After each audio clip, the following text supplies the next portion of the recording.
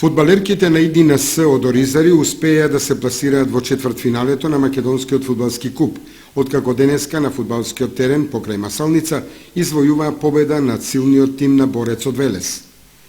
Оризарчанки беа подобра екипа во текот на целиот надпревар и создадоа и повеќе шанси за гол. Од нив во првото полувреме успеа да искористат една и да победат со 1:0. Меѓутоа, нивната радост траеше кратко, бидејќи по една добро организирана акција, гостинките од Велес израмнија на 1:1. Резултат со кој се замина на одмор. Во второто полувреме ИДНС тргна поагилно и со голот на Ана Димитрова дојде до ново водство 2:1.